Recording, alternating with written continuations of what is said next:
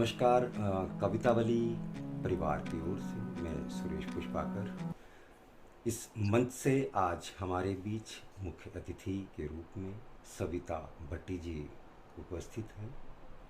उनके बारे में मैं जो कहना चाहता हूं कि सविता भट्टी एक बहुमुखी और ओजस्वी सृजनशील व्यक्तित्व हैं। कलाकार, शिक्षिका, पत्रकार और लेखिका जिन्होंने हास्य और संवेदना को नई गरिमा और नई दृष्टि दी है। दिल्ली विश्वविद्यालय से अंग्रेजी ऑनर्स और बीएड तथा पंजाब विश्वविद्यालय से पत्रकारिता और एमए अंग्रेजी में विशिष्ट उपलब्धियां उनके बौद्धिक वैभव को रेखांकित करती हैं। जसपाल भट्टी प्रोडक्शन की सभी चर्चित प्रस्तुतियों उल्टा पुल्टा, flop show, full tension, thank you जीजा जी और पंजाबी सिनेमा की सफल फिल्मों माहौल ठीक है, चक दे फट्टे तथा पावर कट में उनकी रचनात्मक उपस्थिति विशेष रूप से प्रशंसित रही। इन्होंने कारतूस और मेरे डैडी की मारुति जैसे हिंदी फिल्मों में भी सशक्त अभिनय दिया। इन्होंने 2016 से 2019 तक जसपाल भट्टी ह्यूमर फेस्टिवल का संचालन कर सामाजिक दृष्टि से सजग हास्य को एक प्रभावी मंच प्रदान किया और नॉनसेंस क्लब के माध्यम से व्यंग्य को जन जागरूकता का औजार बनाया। एक लेखिका के रूप में इनका स्तंभ उल्टा पुल्टा अनेक प्रतिष्ठित पत्र पत्रिकाओं में प्रकाशित होता रहा है। वर्तमान में वे दैनिक भास्कर की स्तंभकार हैं और जसपाल भट्टी के जीवन पर आधारित पुस्तक पर कार्यरत हैं।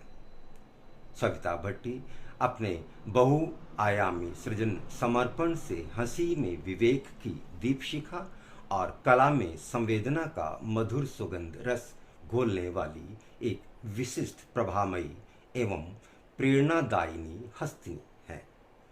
कवितावली के दिसंबर अंक के भव्य अनावरण समारोह के मुख्य अतिथि के रूप में उनका इस मंच पर सानिध्य हमारे लिए गौरव और अनुराग दोनों का अनुपम संगम है।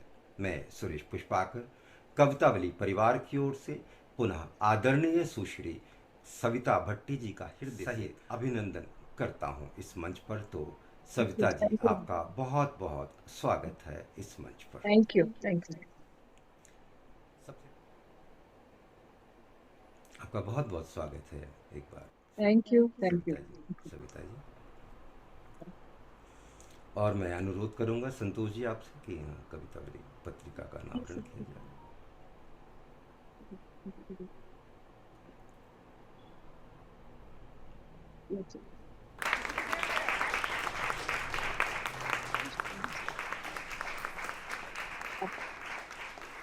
आपका बहुत बहुत धन्यवाद सविता जी। आपने दिसंबर अंक कवितावली का जो अनावरण किया उसके लिए।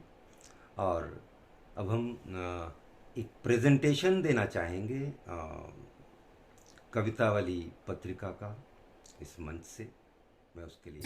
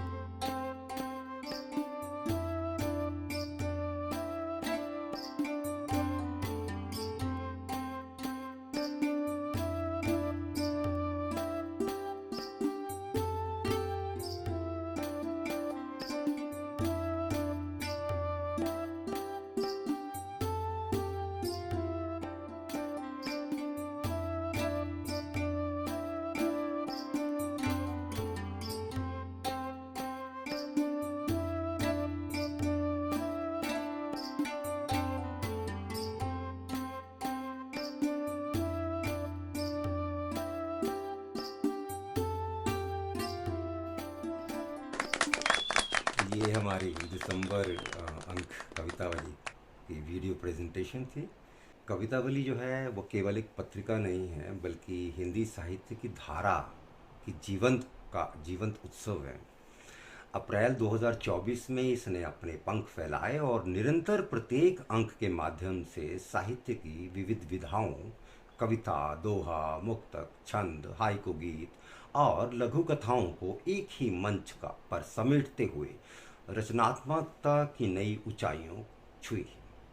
ये पत्रिका केवल शब्दों का संकलन नहीं, बल्कि संवेदना, विचार और कल्पना का संसार है। यहाँ हर लेखक अपने मन के रंगों से साहित्य का नया क्षितिज रचता है। यहाँ हर पृष्ठ, हर अक्षर रचना और भावना की एक जीवंत अभिव्यक्ति बन जाता है। कवितावली का प्रत्येक अंक स्वयं एक उत्सव है, जिसकी प्रारंभिक ज्योति किसी प्रेरक व्यक्तित्व के प्रकाश से जगमगाती है। चाहे वे संगीत और नृत्य के सुरों में डूबे हुए कलाकार हों, अभिनय की गहराई में जीवन का सार प्रस्तुत करने वाले नक्षत्र हों, या राष्ट्र सेवा में अपने जीवन को समर्पित कर सच्ची वीरता का आलोक फैला चुके वीरजन। इस परंपरा ने कवितावली को केवल साहित्यिक मंच नहीं रहने दिया, बल्कि इसे कला, संस्कृति और देशभक्ति के सम्मिलित स्वरूप का अद्वितीय प्रतीक बना दिया। जहां हर अंक में प्रेरणा, सौंदर्य और गौरव का संगम देखने को मिलता है। विश्व के साहित्यिक आकाश में कवितावली हिंदी भाषा का गौरव है। इस मंच पर प्रकाशित प्रत्येक रचना और लेखक को केवल सम्मान नहीं, बल्कि उसे एक विराट परंपरा का अंग बनाती है, जो मानव संवेदना, संस्कृति और सृजनशीलता को अंतर्राष्ट्रीय पहचान दिलाती है। कवितावली जहाँ शब्द संगीत बनते हैं, भाव दीपक बनते हैं और हर रचना एक नई दुनिया को की दिशा दिखाती है, ये है कवितावली। और मैं आपसे अब मुखातिब होता हूँ सविता जी। कुछ आपसे, आपके जीवन से, आपकी कला के जीवन से जुड़ी हुई कुछ प्रश्न, कुछ उसमें आपके पर्सनल भी हो सकते हैं, उसमें माइंड ना हाँ जी। करना। तो मैं आपसे नहीं नहीं। मुखातिब हाँ होते जी। हुए सबसे पहले तो मैं सविता जी ये जानना चाहूँगा कि नॉनसेंस क्लब वर्षों तक लोगों की मुस्कान और समाज के विवेक दोनों का केंद्र बना रहा। शुरुआत इससे करना चाहूँगा कि नॉनसेंस क्लब का कोई ऐसा प्रसंग, कोई ऐसी घटना जिसे आप की सबसे बड़ी यादगार जिसे मानती हूँ, वो आप अगर इस मंच से हमारे सामने रखना चाहें। हाँ जी। पुष्पाकर जी, मैंने जब तक जसपाल जी थे, तो मैंने खुद नॉनसेंस क्लब की जो अहमियत है उसको शायद नहीं समझा। मुझे कई बारी टुवर्ड्स द लेटर इयर्स मैं जसपाल जी से कहती थी आप क्यों इतना मतलब क्यों जूझते हैं, क्या आपको क्या जरूरत पड़ती है इश्यूज को रेज करने की? आप धूप में वहाँ 17 सेक्टर में खड़े रहते हैं, आपके पास 10-15 लोग खड़े होते हैं, प्रेस होती है, अगले दिन अखबार में छप जाता है और लोग भूल जाते हैं।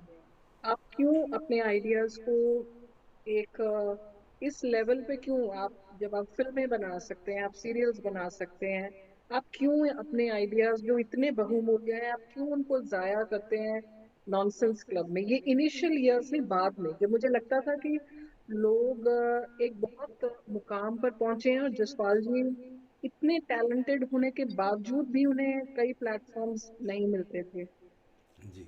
पर शायद मुझे जिंदगी ने यही सबक सिखाया और उस काम की अहमियत मुझे समझाई जब जसपाल जी हमें सिर्फ एक जिस्मानी तौर से 2012 में छोड़ के गए।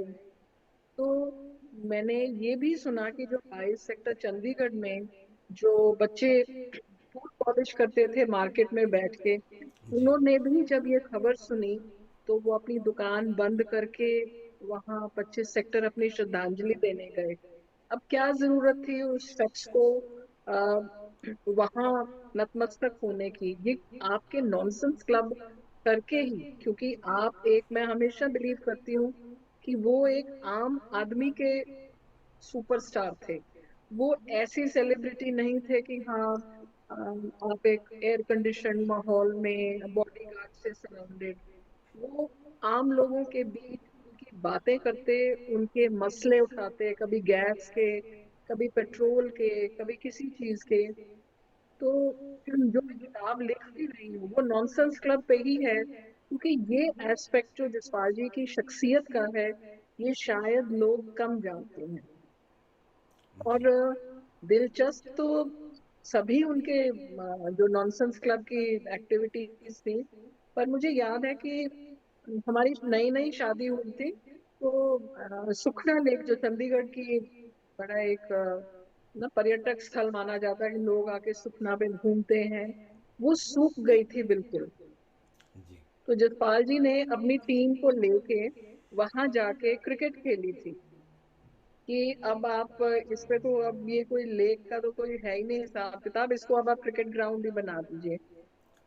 तो उस चीज से जो प्रशासन था वो इतना सतर्क हुआ कि जब जिस दिन खबर आई अगले दिन ही सुखना लेक पे जो आपका डीसिल्टिंग शुरू हुई।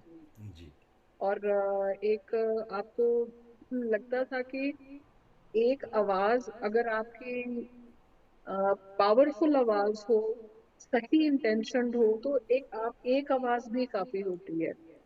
फिर इन्होंने गवर्नमेंट कॉलेज ऑफ गर्ल्स में एक ब्राइड ग्रूम्स फॉर सेल किया कि दूल्हे, बिकाऊ दूल्हे, क्योंकि उस टाइम पे डाउरी बहुत चलती थी। जी आजकल भी चलती है, थोड़ी सी उसका रंग बदल गया है।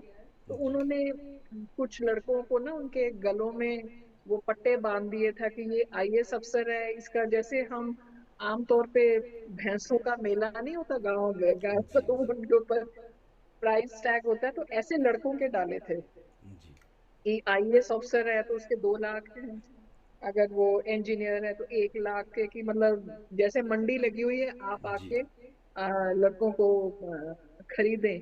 सो एक मुझे लगता है कि उन्होंने जो स्ट्रीट थिएटर को इतनी पावरफुली यूज किया, और उनको खुद पता होता था कि कुछ आइडियाज जो हैं आपके फिल्म्स के लिए हैं, कुछ टेलीविजन पे हैं, और कुछ जो हैं वो लोगों से रूबरू, वो it has to touch the people, तभी वो कोई समाज में वो आएगा। तो मैं उम्मीद करती हूँ कि जब कभी मेरी किताब आएगी उसमें मैं शायद और वाक्यों की बात कर पाऊँ।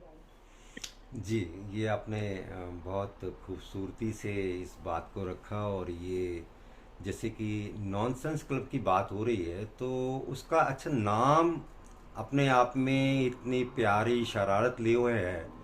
तो नॉनसेंस क्लब, ये मैं आपसे जानना चाहूँगा कि ये नाम कैसे जन्मा, किसकी कल्पना थी और उसके पीछे क्या कहानी छिपी है। पुष्पाकर जी, ये जसपाल जी की ही मतलब एक सोच का हिस्सा था। और ये हमारी शादी से पहले की बात है। सो जी इसका जो क्रेडिट है वो उनका 100%। जसपाल जी के सभी कामों में जो रिटन पार्ट था, स्क्रिप्ट थी, जो आइडिया कंसीव करना, वो जसपाल जी का ही था। मैं किसी और को ना, अपने आप को ना किसी और को क्रेडिट देना चाहूंगी, क्योंकि ये उनकी ही सोच थी। और आई थिंक उन्होंने कॉलेज में, अपने पंजाब इंजीनियरिंग कॉलेज में ये डिस्कवर किया था कि एक बारी कोई आई थिंक डेक्लेमेशन कॉन्टेस्ट चल रही थी, जहां पे टॉपिक था कि नारी के आंसुओं में छिपी होती है बाढ़। जी तो इन्होंने भी हिस्सा लिया। तो बाकी तो बड़े सीरियस वक्ता थे वो, बड़ी सीरियस डिस्कशन हो रही थी, तो ये वहां चले गए स्टेज पे और इन्होंने बोला कि नारी के आंसुओं में छिपी होती है बाढ़, बाढ़ को रोकने के लिए बनाए जाते हैं डैम, सबसे फेमस है भाखड़ा डैम। मतलब उल्टी तरह की कोई बातें करने लग पड़े। तो जो ऑर्गेनाइजर्स, जो जजेस थे, उन्होंने बोला कि इनको नीचे उतारो, ये कोई मतलब बात नहीं बन रही। तो उन्होंने जी जसपाल जी को नीचे उतार दिया स्टेज से।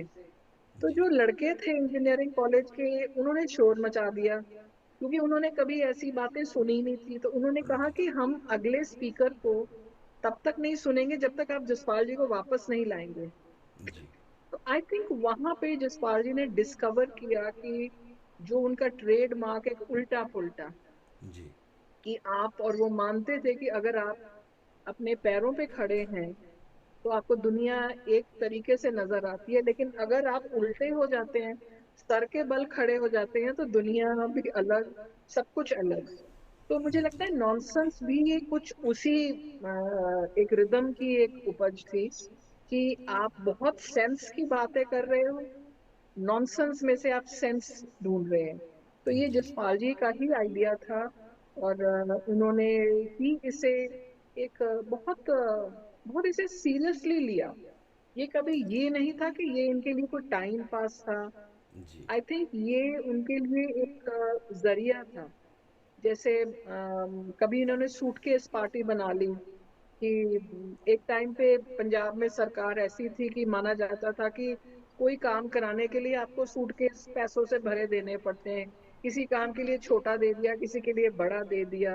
जी तो इन्होंने ऐसी सूटकेस पार्टी पार्टी बना दी, फिर हवाला पार्टी बना दी। तो मुझे लगता है कि अपने जो भी इनको चीज एज एन आर्टिस्ट परेशान करती थी, क्योंकि टेलीविजन और सिनेमा की एक और तरह की आपको फॉर्मेटिंग करनी पड़ती है आपके कंटेंट की। थोड़ा सा जी उसमें आपको कुछ एंटरटेनमेंट है, कुछ और डालना पड़ता है। बट नॉनसेंस क्लब एक खालिस जो उल्टा पुल्टा सोच थी। आई थिंक वो जसपाल जी को बहुत नॉनसेंस क्लब करके बहुत खुशी होती थी। हालांकि वो एक दिन में खबर आई, अगले दिन लोग भूल गए। और एक बार जब पेट्रोल के दाम बढ़े तो इनकी फोटो थी कि ये घोड़े में बैठे थे। तो इन्होंने जी कहा कि अब मैं कार तो अफोर्ड नहीं कर सकता, पेट्रोल अफोर्ड नहीं कर सकता, तो अब मैं घोड़े से दफ्तर जाऊंगा।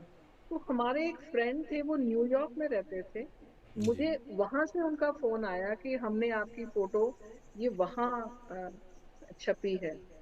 तो बस ये 100% उन्हीं की सोच और उन्हीं का ही आइडिया और उन्हीं का ही एग्जीक्यूशन था। इसमें और किसी का, हम सब तो जैसे कहते हैं ना कि आप साइड में एक उनको हौसला देने और सहारा देने के लिए, 100% उनकी ये सोच थी।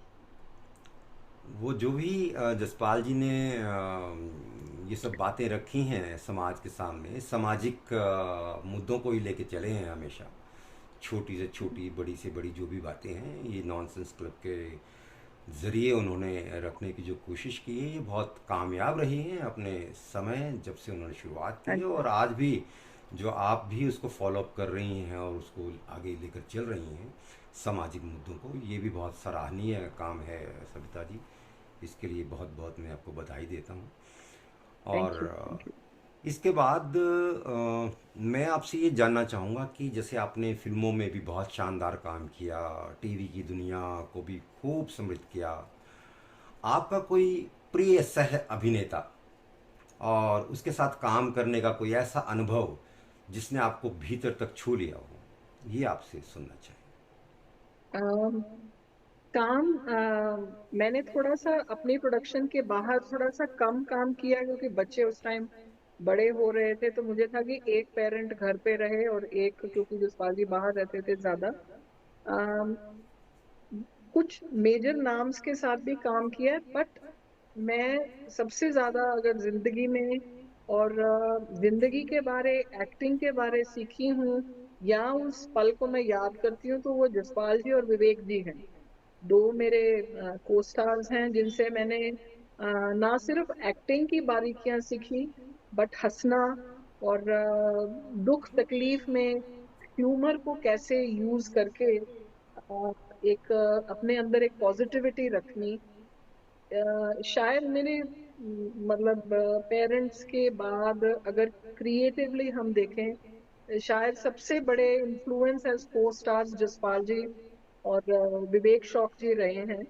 और क्योंकि बाकी एक्टर्स के साथ मेरी कोई ऐसे कोई पर्सनल रैपो एज सच नहीं हुई। और अगर तीसरा नाम एज अ को स्टार मैं करना चाहती हूँ, तो शायद वो सुनील ग्रोवर का होगा, जिनके साथ हमने बहुत स्टेज शोज किए। उन्होंने हमारे प्रोजेक्ट्स में भी काम किया। आज भी हम उनसे कांटेक्ट में हैं। तो उनसे भी एक कहते हैं ना, आप एक म्यूचुअल रिस्पेक्ट और प्यार एक दूसरे के लिए, और एक आप जिनको अपना परिवार मानते हैं। तो शायद जी जसपाल जी और विवेक के बाद अगर कोई तीसरा नाम हो तो वो सुनील ग्रोवर का हो। जी। अच्छा, आपकी अभिनय की यात्रा कैसे शुरू हुई सविता जी? क्या ये आपका अपना सपना था या जसपाल जी ने कहा कि तुम्हें तो कैमरे के सामने आना ही चाहिए, ऐसा कुछ हो? मेरा ना एंट्री बहुत ही तुक्के वाली एंट्री थी। शादी हुई तो जसपाल जी कहते हैं कि मैं चाहता हूँ कि तुम और पढ़ो। सो 3 सालों तक मैं शादी के बाद पढ़ती रही। मैंने अपनी जर्नलिज्म की, जी। फिर एमए इंग्लिश की। और उस दौरान घर में रिहर्सल्स होती रहती थी, मैं देखती थी, तो मैं जी। उनको बहुत इंजॉय करती थी। मेरी कोई ऐसे फॉर्मल ट्रेनिंग तो हुई नहीं है। तो एज अ वाइफ आप देखते हो कि अच्छा घर में लोग आ रहे हैं, रिहर्सल चल रही है। एक बारी ऐसे हुआ कि इन्होंने जलंधर दूरदर्शन जाना था किसी प्रोग्राम के लिए। तो किसी फीमेल आर्टिस्ट के साथ इन्होंने वो स्किट तैयार किया था। तो जी। इनको रात को 9-10 बजे दूरदर्शन से कॉल आई कि आप उन आर्टिस्ट को मत लेके आना, क्योंकि उनके साथ दूरदर्शन की कोई फीस की कोई चल रही थी कि उनको किस ग्रेड के आर्टिस्ट हैं और क्या पेमेंट है। तो उन्होंने कहा कि आप उनको नहीं लेके आएंगे। तो जसपाल जी ने कहा कि मैं अब रात के 10 बज रहे हैं, मैं कहाँ से दूसरा आर्टिस्ट कहाँ से लेके आऊं। तो आसपास नजर दौड़ाई तो मैं आसपास थी। तो उन्होंने कहा कि चलो एक हार्डली 10 मतलब कुछ मतलब स्प्लिट सेकंड का छोटा सा स्किट था। जी। उसमें कहते हैं आप आ जाओ। सो that was my first introduction, जैसे कहते हैं ना एक्सीडेंटल एंट्री थी मेरी।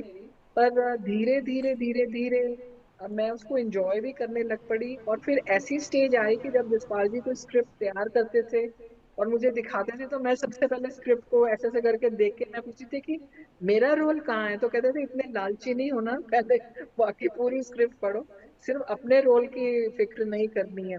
तो अखीरले टाइम तक उनसे यही चलता रहता था कि मेरा रोल आपने छोटा लिखा है, आपको बड़ा लिखना चाहिए, मैं किसी और प्रोडक्शन में काम नहीं करती हूँ, तो कम से कम होम प्रोडक्शन में तो मुझे ठीक रोल।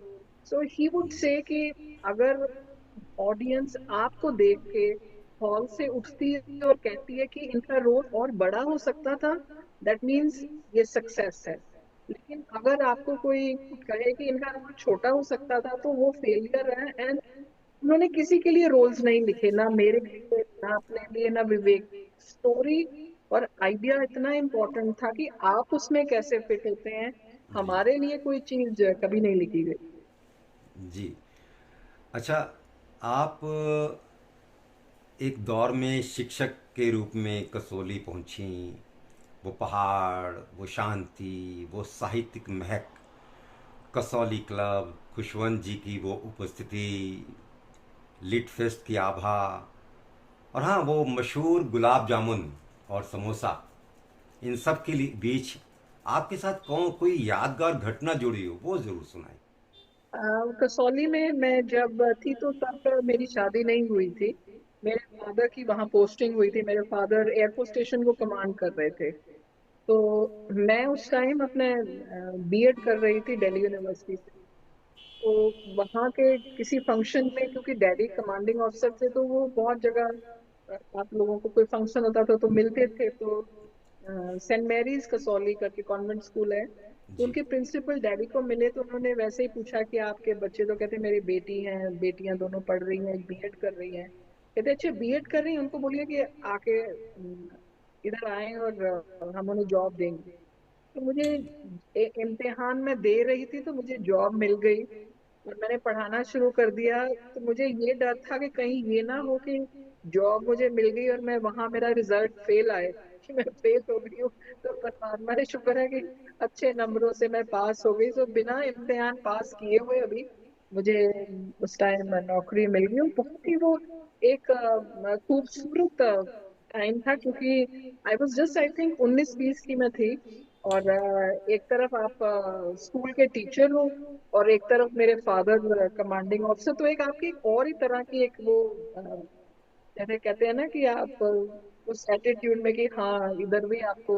और सबसे एक इंटरेस्टिंग मुझे चीज याद है कि मुझे फिफ्थ से लेके 10th को पढ़ाना था जी। History civics.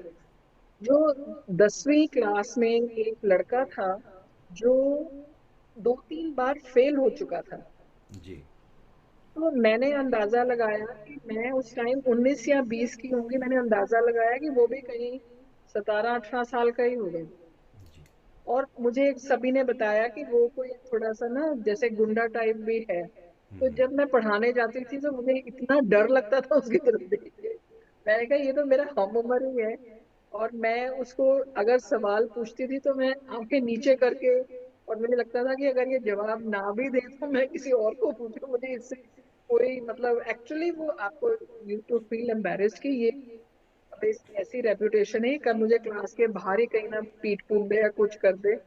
तो धीरे धीरे लाइफ में आपको कॉन्फिडेंस आता है। तो वो मेरी एक पहली जो एक एक्सपीरियंस था लाइफ का। जी। अच्छा, वो वहाँ पे जैसे खुशवंत जी की उपस्थिति रही है और लिट फेस्ट वगैरह भी वहाँ होते रहे हैं, उससे जुड़ी कोई हम्म। घटना? उनसे उनसे मेरा खुशवंत सिंह जी जब हम उधर थे उस टाइम पे ज्यादा दिल्ली ही थे होते थे। जी। और जब गर्मियां हुई हैं तभी आपको नजर आते थे। तो मेरा कोई ऐसे इंटरेक्शन उनके साथ हुआ नहीं। हम एक बार भोपाल मिले थे जसपाल जी और मुझे, जी। और बहुत उन्होंने जसपाल जी को सराहा था। So that was the only this. और लिट फेस्ट का हालांकि हमारे कोई फ्रेंड्स हैं पे आते हैं, बट बाई चांस मैं not been able to attend अभी तक ना एक भी। ओके, वहाँ एक बहुत फेमस रहा है गुलाब जामुन और समोसे वाला, उसकी तो बात ये अभी होना ही चाहिए। गुलाब जामुन वाला ये अभी शुरू हुआ है, पहले इनका बन समोसा होता था। जी। हाँ वो बहुत फेमस है वो। खाया हुआ है और बड़ा एक कसौली की अपनी भी अभी भी एक कुछ हद तक खूबसूरती बरकरार है। बट बहुत जी। कमर्शलाइज भी अभी हो रहा है। जी। तो बहुत अच्छी यादें जुड़ी हुई हैं। अच्छा, अंत में आपकी ऊर्जा, आपकी रचनात्मकता आज भी उतनी ही प्रखर है। आगे क्या नया रचने का सपना है? किन दिशाओं में आप खुद को आगे बढ़ते हुए देखना चाहते हैं? अम, कुछ तो आपके पर्सनल ही एक एम्बिशंस या ड्रीम्स होती हैं। तो जैसे एक किताब है, हालांकि मैं उसमें कई बार एकदम स्पीड खींच लेती हूँ, कई बार एकदम ही ब्रेक्स लग जाती हैं। तो हर नए साल में मेरा ये रेजोल्यूशन होता है कि इस साल इसको कंप्लीट करना है। बट वो ऑलमोस्ट 3/4 मैं लिख चुकी हूँ। वो जसपाल जी के ही ऊपर है, नॉनसेंस क्लब पर है। पर वो मेरे पॉइंट ऑफ व्यू से है कि मैंने उसको कैसे देखा है। वो मेरी प्रायोरिटी है। काम करना चाहे फिल्म्स हो, ओटीटी हो, जैसे अच्छा काम जसपाल जी के साथ किया है वैसे आगे।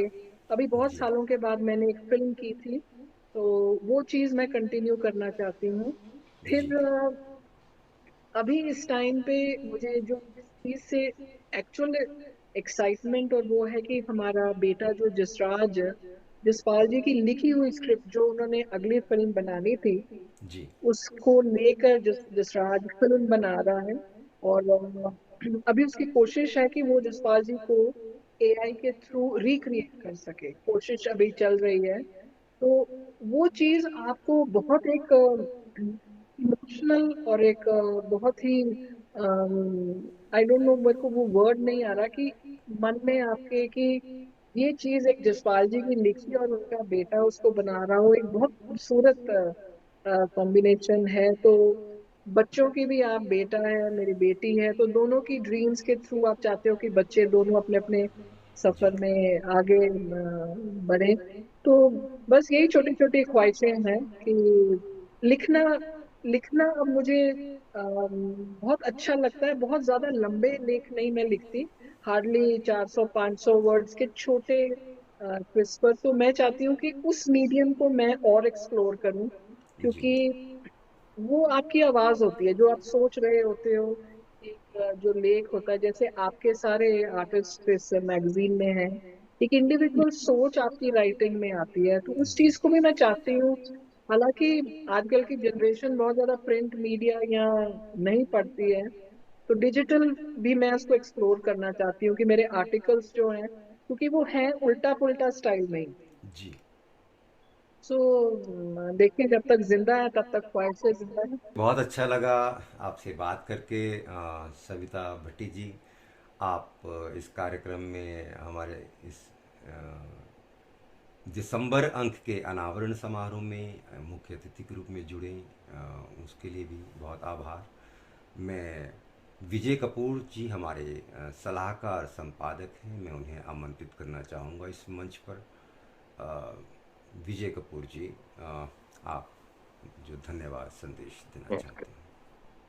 सर्वप्रथम इस भव्य अनावरण समारोह में अपनी गरिमामयी उपस्थिति और सृजनशील ऊर्जा से इसे विशेष बनाने के लिए हमारी माननीय मुख्य अतिथि सुश्री सविता भट्टी जी को हृदय गर्भित धन्यवाद और विनम्र थैंक यू। अभिनंदन।